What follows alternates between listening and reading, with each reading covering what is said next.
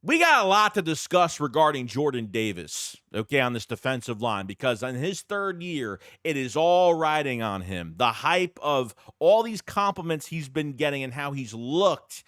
Are we going to get a better, more sharper Jordan Davis with a better motor, a better conditioned? I really hope so. We're going to get into that whole situation going forward.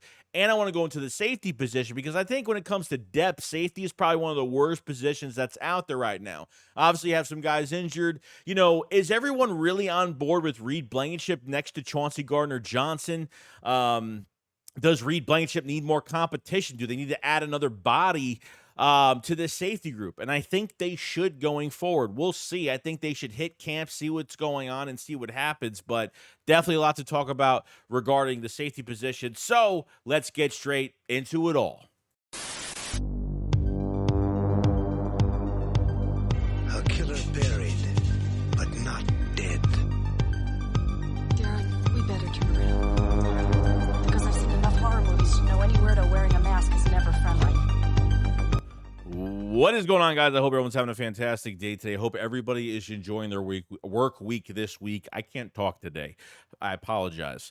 There's a lot to talk about. I'm just gonna go. Nothing scripted. I'm just going with whatever's being said because we need to talk about specific things today regarding this defensive line. And I hone into this defensive line so much because in past videos I have talked about this defensive line as being lackluster because there's a lot of questions. We talked about the edge rushers a few days ago. Now DT, nose tackle, especially with Jordan Davis going into his third year as a Philadelphia Eagle. Everything rides on Jordan Davis. All the compliments, him losing weight, being more conditioned, looking more agile. I'm hoping that this is true. I hope that when we get the full pads on, he looks like a completely different player. And yes, when we drafted Jordan Davis, I was so happy. But the only issue with him was, if he's not well conditioned, if he, he doesn't take care of his weight, he's going to lose his explosiveness over time, and he'll be a total bust. The potential is very high. I can't single out defensive linemen what happened last year because statistically, or guys that played well, like Maro Jomo played well at the end of the year. A lot of guys had down years. Okay, HaasonReddick had a great year statistically. Fletcher Cox in a rotation thought he played really well. But the whole defense didn't play good. When the scheme is horrible, it's really hard to, I've said this in the last video, it's really hard to take players and be like, okay, well, what do you have going into 2024? How do you analyze a roster when your coaches don't even put you in winnable chances? And I think that's one of the big things here. Jordan Davis really surprised me last year in a lot of ways because, I thought of him mostly as a run stuffer going into last season in 2023. But man, I got to say, his pass rush was absolutely amazing. He was really showing how disruptive he really is. Not just holding his ground on double teams. Man was getting a lot of pressure on quarterbacks, and he was doing such a fantastic job the way he chased Josh Allen to the sideline and passed out. I mean, he plays with a lot of heart. He doesn't show me that he's being lazy ever. I think he's one of the most hardworking players that we have. If a running back or receiver goes by him or whatever, and he's on the chase or something like that, he chases people down. He doesn't give up on the play, and that's what I have to respect about Jordan Davis. But there's been issues with his weight. There's been issues with his conditioning. I think we all know this by now.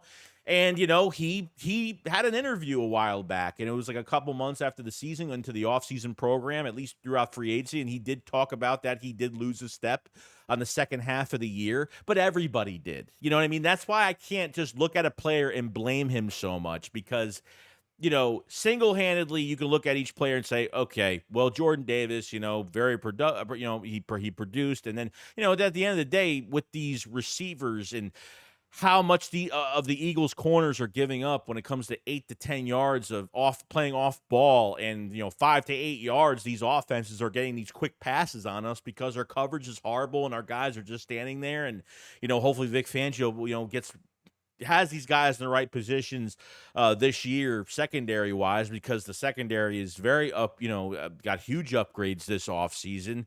And with this defensive line now, with Jordan Davis going to his third year, it's very important.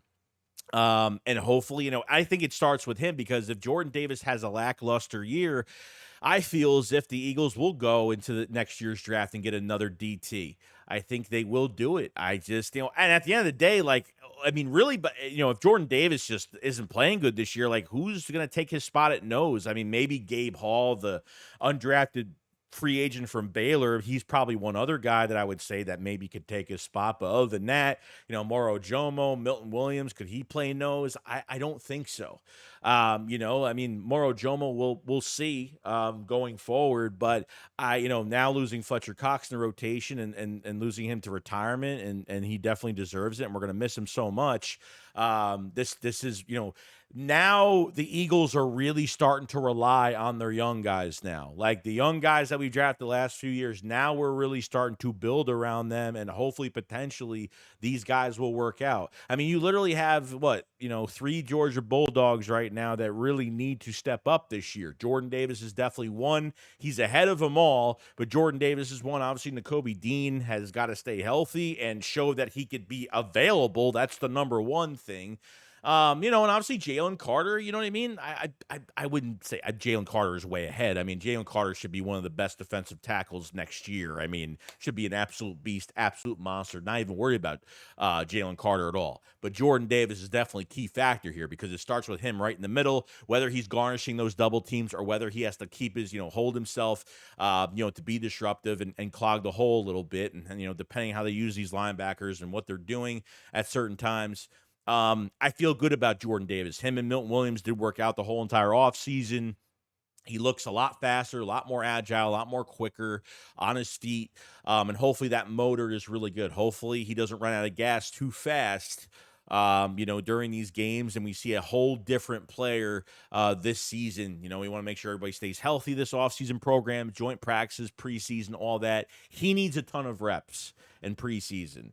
Okay, and a lot of these guys better get a lot of reps. Jordan Davis, definitely one of them. I'm not saying, kill him, but, give him some lucrative snaps, to make me feel good about going into the season.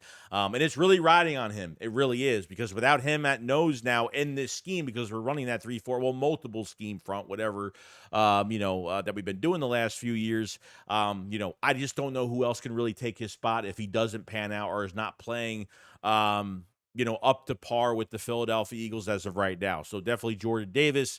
I have a lot of faith. I feel good in my heart about it. But like I said, the pad's got to come on, and I got to see what he does. Year 3 should be a totally different story. I mean, this is a year where they could pay Jordan Davis if they really want, which I don't think they're going to do until they really see a big upgrade. Because if he has like a mediocre year this year where it's like, I'm not even looking at sack numbers, but if I don't really see him doing much of anything, then they might move on. They might just play out his last year of his contract. Now there obviously is the 5th-year option there, so they can always do something with that if that's what they want to do going forward. Now, I need to go through the safety position. I think people ignore this a lot. We went through OTAs. We went through minicamp, okay? Obviously, it's been Reed Blankenship. It's been Chauncey Gardner-Johnson.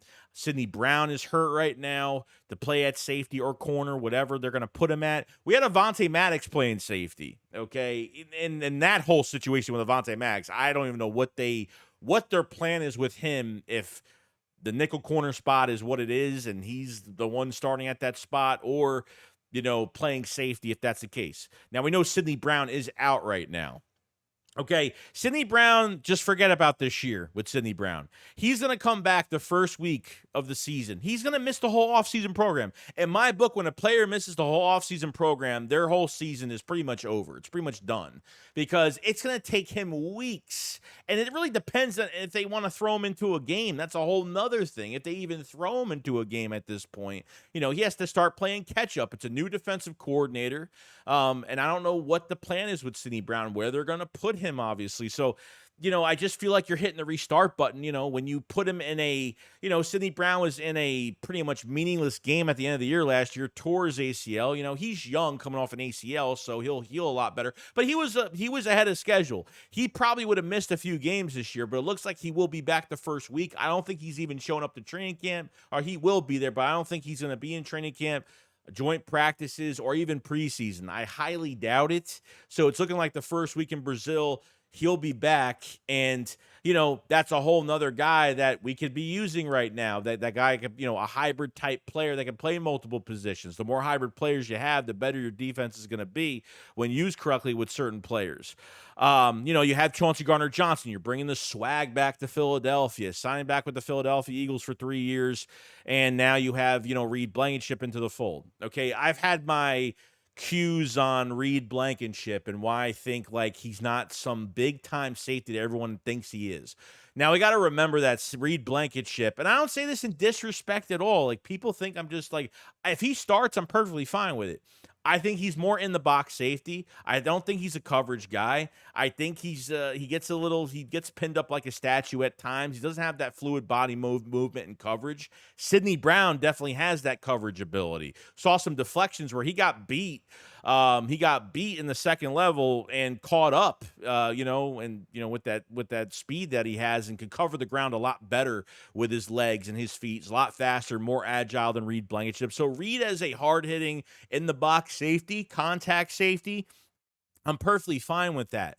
But where is the competition at safety this year? Really, where's their? I mean, seriously, behind them, like who's Avonte Maddox was playing safety? I mean, like who else? Like, what if one of these guys gets hurt this year?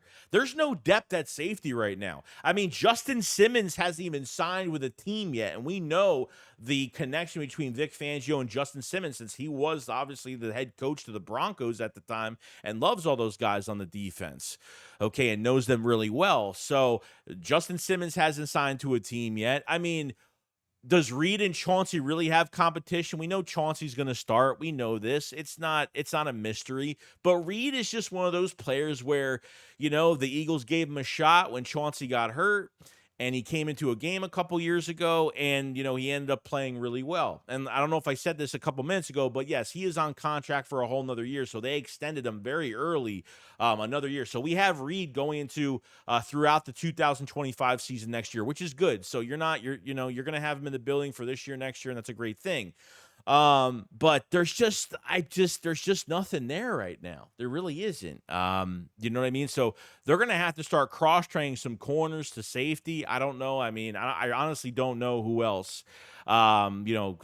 Keely Ringo can move there. I don't know what they're going to do at safety when it comes to depth. I mean, there's going to have to be some crossover type players during training camp for Vic Fangio to at least see what they have athletically, or are there guys capable? You can't just throw a guy into a position and think he's going to learn it, because if that's the case, then you're just setting up the player to fail.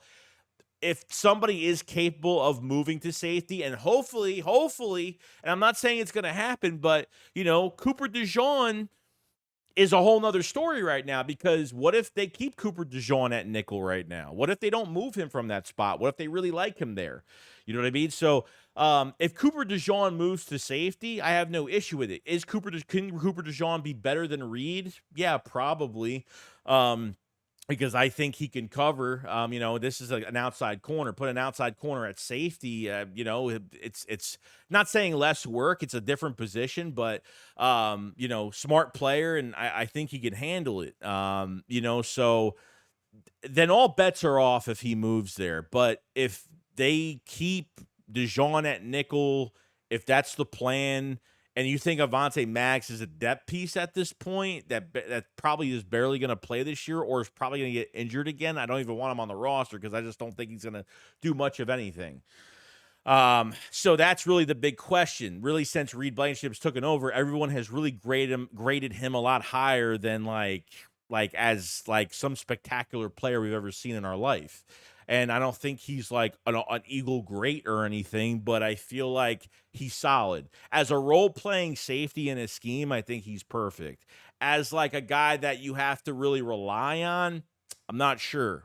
But like I said, I'm going to get hate in the comments for that, because that's just what people do. People think I hate the guy with a passion. I don't. I'm glad they extended him, and I'm glad opportunity-wise that he will start. It's an undrafted free agent. You know what I mean? You never know what you can get out of guys. The Eagles have been very lucky on undrafted free agent guys that have gotten their second contracts with other teams. It's a fantastic thing to watch and see what these coaches do with these guys. So not to make things sound confusing, so there's only a few choices they have here. They let the competition unfold the way it is right now, okay?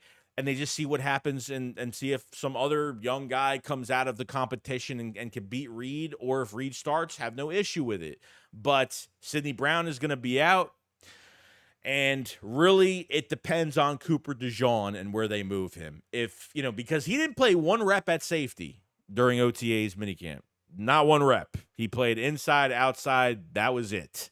And I'm not saying that's where they're going to keep him, but, once we get into training camp, see where guys are lined up, then we're going to see, like, okay, this makes more sense now. So that's what I'm expecting Cooper DeJean to move to safety, because Reed would be an excellent third safety for us. And if they want to run 3 safety sets, they could do that too. Like, they could do a bunch of things, a bunch of different sets with those guys. So not saying Reed's not going to get playing time, because he will, because you have hybrid guys. And what happens is you need to make sure guys are cross-training and guys know every position. Not just you could put a guy into a position, he just sits there and plays, but he's got to know the position really well. What if you have injuries? You have to move Cooper DeJean to nickel from safety, or you have to move Chauncey Gardner-Johnson from safety to corner. I mean, that's the greatest thing. Sidney Brown can play corner, you know what I mean? So you have so many players that can play multiple positions, so many hybrid-type players on this team.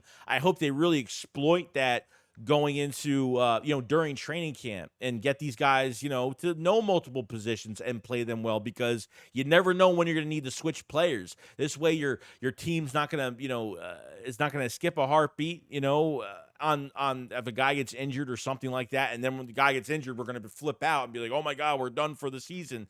Guy's going to be out for a few weeks and we're going to be screwed. No, we shouldn't be in that position at all. So expect a lot of changes with this defense. Safety is definitely a big question mark.